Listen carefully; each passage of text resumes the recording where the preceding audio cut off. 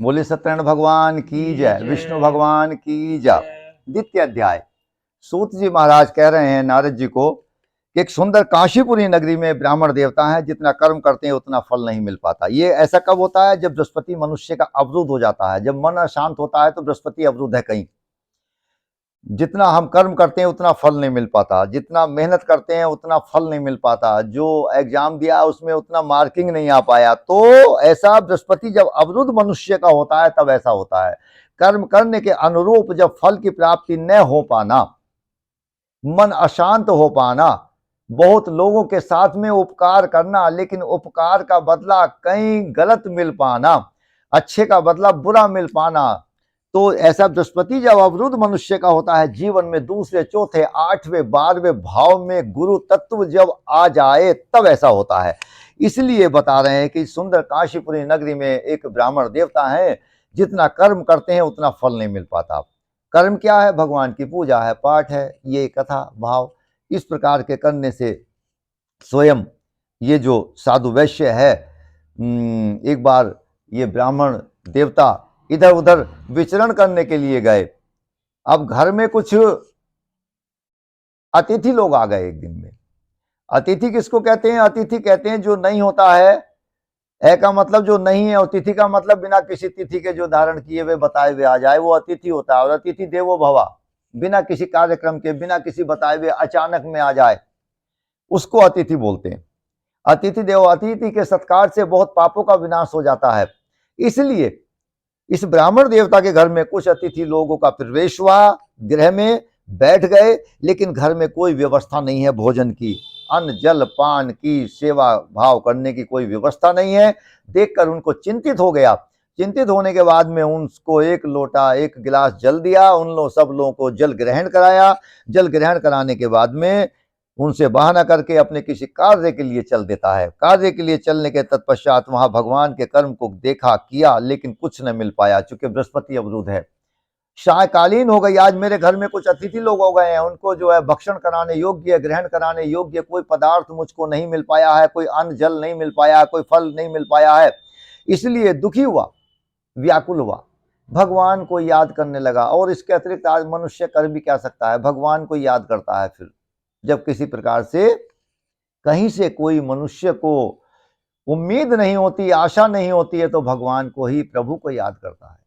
भगवान को याद करके रोने लगा। भगवान भाव के भूखे होते हैं, तभी देवों के ईश भगवान चतुर्भुज रूप में तो मनुष्य के सामने आ नहीं सकते। अगर चतुर्भुज रूप में आ जाए तो मनुष्य उनको देखकर डर जाएगा, भगवान का दर्शन को पूर्ण सहन नहीं कर सकता। इसलिए बूढ़े ब्राह्मण के रूप में, सूक्ष्म रूप में उसके सामने प्रस्तुत होते हैं और कहने लगते हैं कि क्या कारण है, क्यों दुखी है? कहने लगे कि प्रभु, मैं बहुत दुखी हूं, मैं पूर्ण रूप से धन आदि की व्यवस्था नहीं कर पाता हूं अपने परिवार के लिए। इसलिए ऐसा कोई कर्म बताइए जिसके करने से मैं मनवांछित फलों की प्राप्ति करूं, मेरा घर परिवार ठीक प्रकार से भोजन आदि से पूर्ण संतुष्ट हो और मैं घर की मूल आवश्यकताओं को पूर्ण कर सकूं। कहने लगा, तेरा बृहस्पति जो अवरुद्ध है, जिस कारण से ऐसा हुआ है, अब तू भगवान विष्णु की कथा कर प्रति महीने और प्रति मास में, और प्रति एक संक्रांति को कथा कर। संक्रांति हर महीने आती है, संक्रांति उस दिन को बोलते हैं, उस दिन सूर्य बदलता है हर महीने। इस बार जो है 13 फरवरी को सूर्य बदले हैं, और सूर्य महाराज 13 फरवरी को शनि महाराज के साथ आ गए हैं।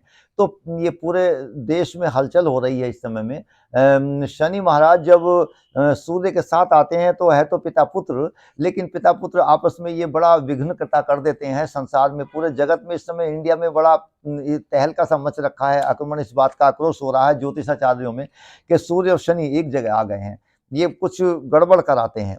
इसीलिए ऐसा कुछ हुआ है, और ये लगभग 14-15 मार्च तक रहेंगे, यानी कि सूर्य फिर अगली राशि में आ जाएंगे। तो अब इसके बाद में फिर आ जाएंगे मीन में। इस समय कुंभ में आ गए हैं मकर से निकल के, तो एक जगह हो रखे हैं।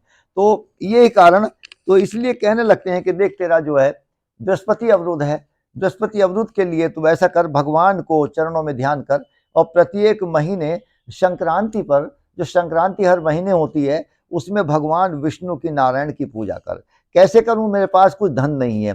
तो भगवान ने एक प्रसाद उठाकर वहां उनको दे दिया, भगवान का एक भोग लगा के दे दिया। ये ले जाना। अब भगवान का प्रसाद जब इसको मिल गया है तो अब क्या कमी उसके पास। अपने उस प्रसाद को घर लाए, घर लाने के बाद में उसको देखा, घर में रखा। प्रसाद भगवान का जैसे ही घर के अंदर प्रवेश हुआ तो सब कुछ भगवान का चमत्कार हो गया, भगवान का प्रकाश आ गया, भगवान का खजाना खुल गया। अब वो ही अतिथि लोग जो घर में विराजमान थे पहले से, वो कहने लगते हैं हम आपको किसी याज्ञिक कर्म के लिए बुलाने आए, जहां तो इनको कर्म नहीं मिलता था, कार्य नहीं मिलता था, कोई अपना पूजा पाठ नहीं मिलता था, लेकिन आज घर में स्वयं बुलाने आ गए हैं। इसलिए बोले कहा कि वर्षों का कार्यक्रम है, कहीं यज्ञ है, याज्ञिक कर्म है। इस प्रकार से उस कर्म के साथ में भगवान की उस कर्म में प्रति महीने के हिसाब से इनको वहां पर चयन किया गया और प्रति महीने इनको पारिश्रमिक और जो है इनको वेतनमान के अनुसार निश्चित करके हर महीने इनको वेतन दिया जाने लगा, हर महीने इनको मेहनताना दिया जाने लगा। बड़ा प्रसन्नचित हो गए हैं। भगवान की कथा को हर पूर्णमासी को, भगवान की कथा को हर संक्रांति को करने लगे हैं। मन चित भाव से पूर्ण संतान के साथ में अपने अपने धर्म पत्नी के साथ में करने लगे हैं, और जिस कारण से भगवान प्रसन्न हुए हैं। भगवान प्रसन्न होने के बाद में इस प्रकार से पूर्ण भगवान की कृपा बनी है, कृपा पात्र हुए हैं भगवान के। अब ये जो साधु नाम के ये जो है महाराज हैं, ब्राह्मण देवता हैं, इतना कर्म किया। इस ब्राह्मण से सुन के किसी और अन्य ब्राह्मण ने इस कर्म को किया।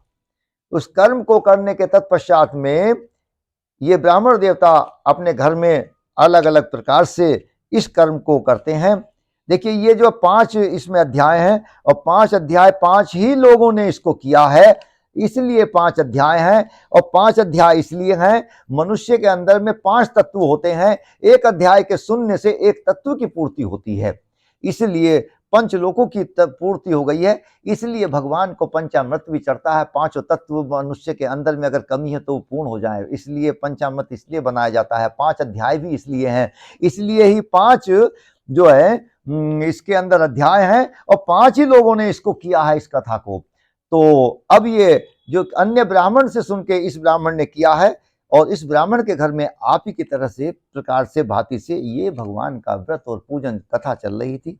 भगवान की कथा को सुनते सुनते वहां पर एक साधु वैश्य, एक वहां पर लकड़हारा अंदर में प्रवेश किया। लकड़हारे ने देखा जैसे कि प्यास लगी। इस कथा में 2 बातें दैविक हुई हैं, एक प्यास लगी है, एक बात आगे आती है वो दूसरी। एक वो प्यास लगी, प्यास साधारण नहीं थी, साधारण होती तो कहीं और पानी पी लेते, प्यास समाप्त हो जाती, लेकिन उस घर के बाहर में आके प्यास लगी जहां कथा का, भगवान के कथा का अनुसरण हो रहा था, भगवान की कथा चल रही थी, प्रारंभ हो रही थी, प्रारंभिक थी। इसलिए घर के अंदर आए, घर के अंदर आके भगवान की कथा को सुना। भगवान की कथा को सुनने के बैठ गए। सुनने के बाद में पहली बार भगवान की कथा सुन रहे थे, भगवान की कथा को सुना, सुनने के बाद प्रसाद लिया, प्रसाद ग्रहण किया। प्रसाद को भक्षण करते ही 6 बातें बदल जाती हैं मनुष्य के अंदर। जब हम प्रसाद को भक्षण करते हैं, ग्रहण करते हैं, तो हमारे अंदर जाता है, अंदर जाता है, प्रवेश करता है।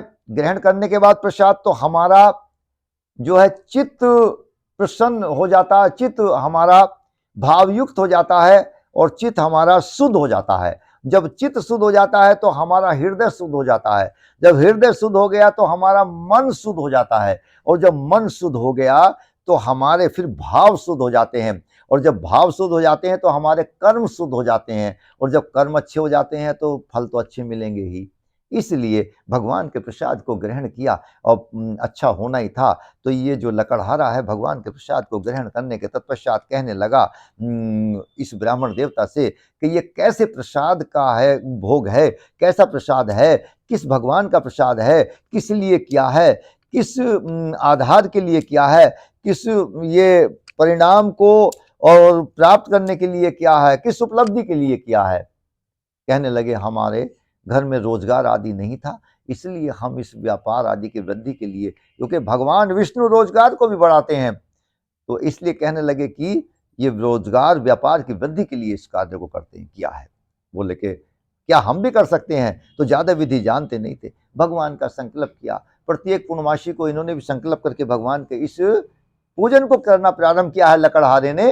अब लकड़हारे को सूखी लकड़ियां मिलने लगी हैं, जहां तो सर पे रख के लाता था गट्ठर को, अब वाहनों से आने लगी हैं, टाल बना ली गई हैं, बही खातों में हिसाब होने लगा है और नौकर चाकर आदि व्यवस्था में लग गए हैं। इस प्रकार से इस लोक का सुख भोगा, अंत में वैकुंठ को प्राप्त किया। इति श्री देवाखंडे द्वितीय अध्याय समाप्तम। लक्ष्मी नारायण भगवान की जय, बद्री विशाल की जय, सत्यनारायण भगवान की जय।